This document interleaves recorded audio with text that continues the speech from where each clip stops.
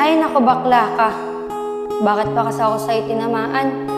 Sa dami-dami ng lalaki sa mundo, bakit sa'yo pa ako nagkagusto? Makabili na nga. Baka magalit pa sa akin si tatay. Mga tol, maya-maya, baba na tayo. Alam nyo na, nandun na yung baklang saver na yun. Alam nyo na, meron naman yun. Talaga. Pero wait lang mga tol, tumatawag. Hello, Mahal. Ba't ka napatawag? Mahal, kailangan ko kasi ng pera eh. Magpadala ka na ngayon. Sige, Mahal, maya-maya, sesend ko na lang sa Gcash mo. Tol, sino yung mahal na yun? Ano nga tol, nabigla kayo, no?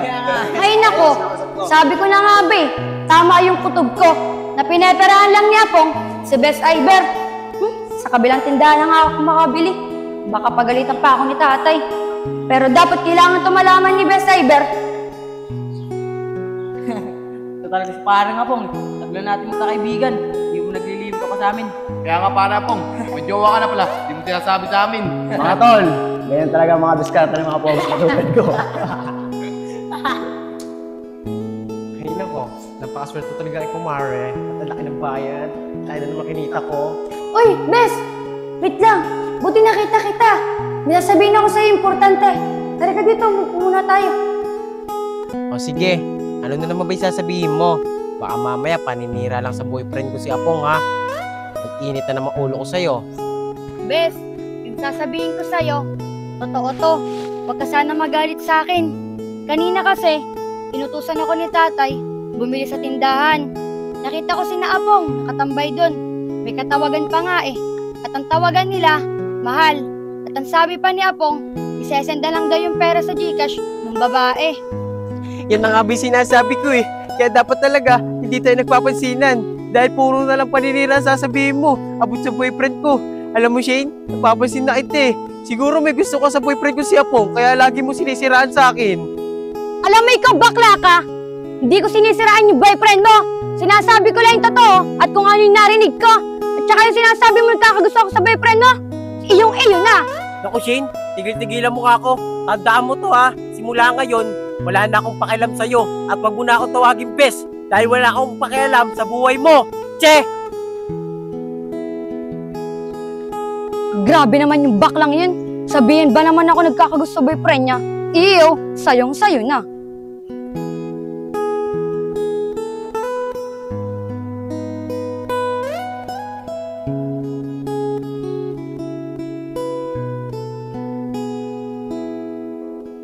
Hi, ang ganda na naman ng umaga ko. Ang daming tumawag sa akin magpapapedicure. Sakto, may bibili ko na yung boyfriend ko si Apong na silver. Excited na ako. Sigurado ako matutuwa yung boyfriend ko si Apong. Beshi, talaga bang sasarusahin mo na hindi tayo magpansinan? Oo, dahil sa ting mag-uusap kung magpapansinan tayo, lagi na lang paninira yung sinasabi mo tungkol sa boyfriend ko si Apong. Di ba sinabi ko na sa'yo kahapon na huwag na tayo magpansinan? Bes, hindi kasi talaga ako sanay na hindi tayo magpapansinan eh. Tsaka Bes, ikaw lang naman yung malapit kong kaibigan eh. Tsaka concern lang naman ako sa'yo. Ayoko kasi makita kitang nasasaktan. Kaya sana Bes, maintindihan mo ako. Ay nako Shane, ang dami-dami mo naman dyan pwede maging kaibigan na. Bakit ba nagpupumilit ka sa akin? Diba, ayaw na kita maging kaibigan. Imbis kasi suportahan mo ako sa boyfriend ko si Apong, sinisiraan mo pa siya sa akin. Alam mo Bes, kaya gustong-gusto kita maging kaibigan. Sige, aaminin ko na sa'yo. May gusto ako sa'yo, dati pa.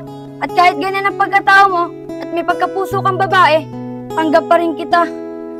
Kasi, sa tuwing nalulungkot ako, ikaw lang ang nagpapasaya sa akin. O ngayon, alam mo na ang katotohanan.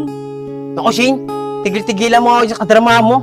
Alam mo, puro ka paawa eh. Kaya mo na sinasabi sa akin yan, gusto mo na mapalapit ako sa'yo at maging kaibigan mo. Nako, diyan ka na nga.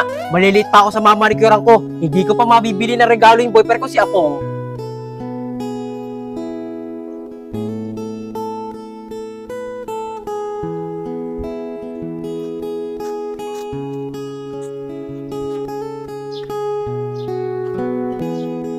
O yate, ganina pa hinahanap ni tatay. Tsaka bandaming gagawin sa bahay. Ito, kung saan ka nagdadala. Hoy Igoy, huwag mo nga pagsalita ng ganan. Pagka ganito nababad trip ako eh, baka tamakan ka sa akin. Alam ko pati yung gagawin ko.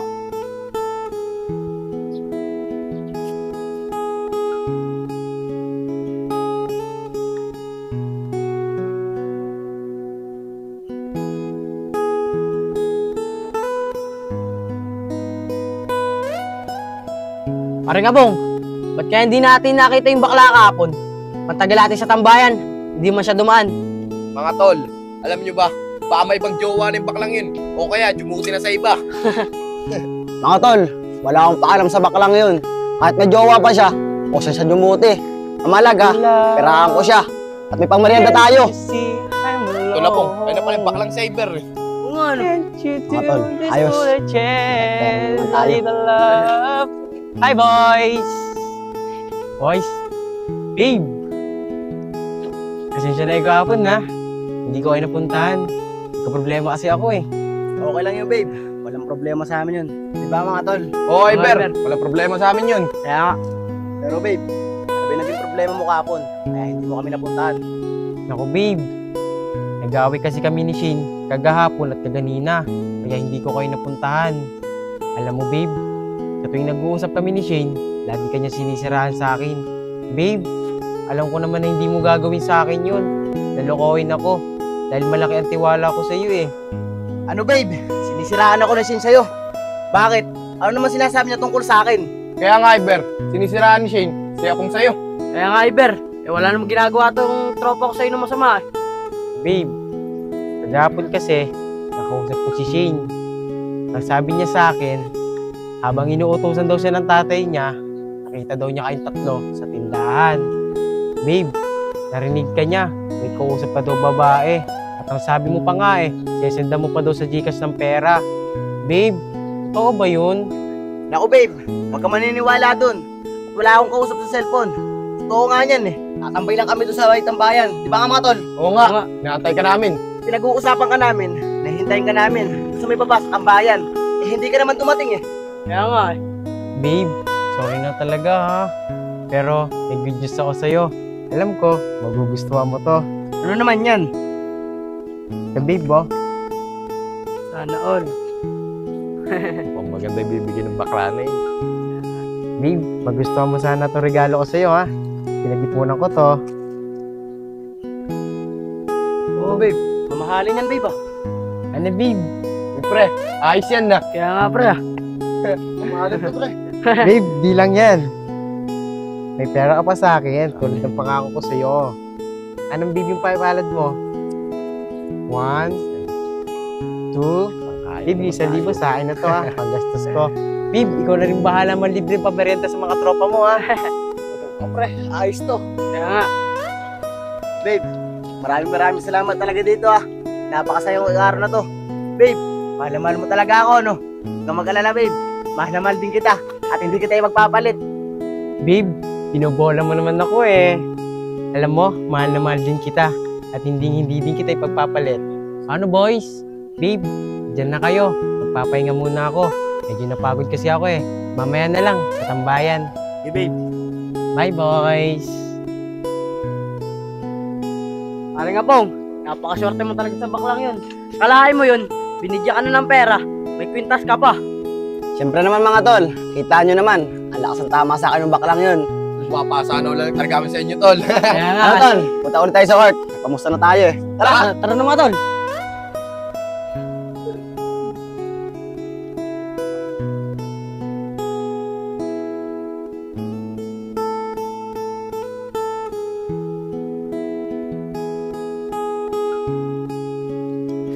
Ayos, tol. Nanalo tayo. Ayos na tayo. Ano naman? Buti na lang. Wala pong. Ayun si Shane, no? Ano? Kausapin natin. Tara, tol. Shane, ano sinasabi mo kay Ever na niloloko ko siya at may kausap akong babae? O bakit tapong? Totoo namin sinasabi ko ah. Kahapon, bibili ako sa tindahan, narinig ko may kausap ka. Sesandan mo pa nga daw sa Gcash ng pera eh. O Shane, magtail ka sa sinasabi mo. Masyado kang chismosa eh. Alam nyo kayong dalawa, imbis pagsabihan nyo yung kaibigan nyo, lalo nyo pang kinukonsinti sa mga maling gawain. Paano? Nagkakapera din kasi kayo. Malis nga ka sa dinadaanan ko. Mga tol, mukhang narinig ata na siya yung pinag-uusapan natin kahapon ah. Kaya nga, tol, Apong. Posible naman yung marinig niya yun. Hindi niya nakita.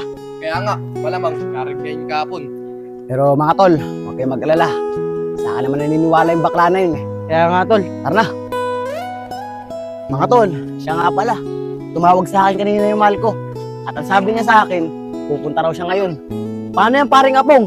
Baka malaman yung baklang si Iber na yun. Kaya nga paring Apong, anong gagawin natin? Basta mga tol, pag dumating si Iber, sabihan nyo na lang agad ako. Tara na, sige mga pre. Yayag, kinakabahan talaga ako.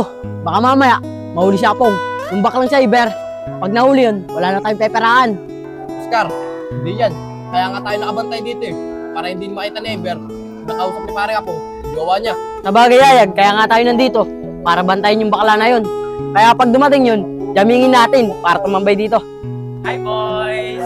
Oh, hindi nyo kasamahan yung babe ko. Ah, wala, hindi namin nakita eh. Oh, alam ko nasa tambayan lang yun eh. Wala, dito muna. Eber, dito muna tayo. Kaya nga Iber, Pinipigilan. dito muna tayo. Hindi, punta ko yung babe ko doon. Eber, dito muna. Mahal, bakit kasi bigla ka pagpunta mo? Ang tawag mo lang kanina, dito ka na agad. Bakit mo ako pinipigilan? Gusto ko makita yung babe ko. Hindi ka alam. Ano ba kayo? Babe, sino siya? Babe, pasensya ka na. Hayaan mo magpaliwanag. Hindi babe, kitang-kita na dalawang mata ko na magkausap kayong dalawa. Kaya wala ka na dapat ipaliwanag. At ikaw, alam mo naman may jowa, ginawa mo pa. Tama nga yung sabi ng kaibigan ko, lolokohin mo lang ako. Kaya akin na itong binigay ko sa'yo.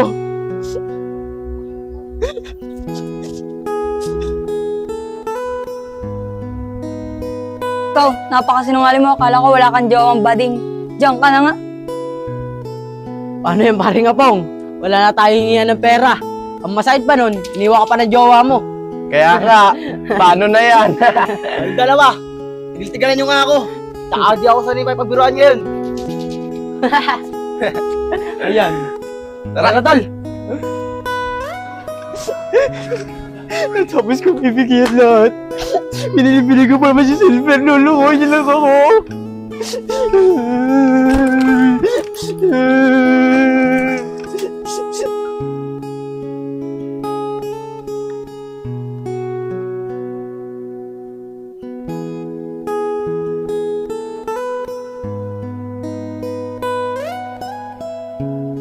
Mga tol, may 3 araw ko nang hindi nakikita yung baklang yun ah. Kaya nga tol, wala ba tayong mahinga na pamusta? Kaya nga Apong, dapat talaga, pinagplanuhan muna natin yun bago mo pinapunta yung jowa mo. Hayaan nyo na yun tol. Pag nakita ko na lang ulit si Iber, kakausapin ko siya at magiging ako ng sorry. Para may pera tayo ulit. Apong, Oscar, Yayag, pwede ba ako sa inyo magtanong? Nakita niyo ba yung kaibigan kong bakla na si Iber? 3 araw ko na kasi siya hindi nakikita eh. Shane, ito nga eh. Pinag-uusapan namin siya. 3 araw na kasi namin hindi siya nakikita eh. Wala tuloy kaming pera at wala kaming pamusta sa court. Teka, anong ibig sabihin niyo na hindi niyo rin siya nakikita? Di ba, ikaw yung jowa ng kaibigan ko? Tsaka, lagi kayo magkasamahan yun ah. Ganito kasi yan, Shane. Yung kaibigan mo kasing bakla, nahuli si Apong, may kasama babae. Ano? Tama nga yung narinig ko na may kausap kang babae at pinaparaan mo na yung kaibigan ko. Kapal ang mga mukha nitong mga to. Pinaparaan lang yung kaibigan ko. Mapunta niya nga yung kaibigan ko. Oh, Iber anak. Ikaw muna ang tao dito sa bahay ah. Birthday kasi ng tito mo. Baka sa susunod na araw na ako makauwi. Sige po tay, mag-iingat po kayo. Sige ah. Pero, teka nga lang anak. 3 araw na kita napapansin eh. Ano ba nangyayari sa'yo? May problema ka ba? Wala po tay, okay lang po ako. Sigurado ka ha? Opo, O sige, ikaw muna ang tao dito sa bahay ah. opo tay.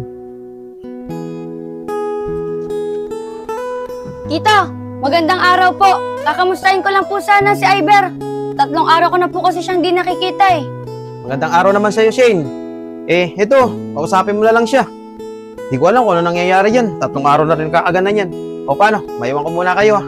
Birthday Sige po, kasi nung kapatid Tito. ko eh. Pasok na po ako. Sige. Bes, 3 araw na kitang di nakikita. Kumusta ka na? Miss na kita eh.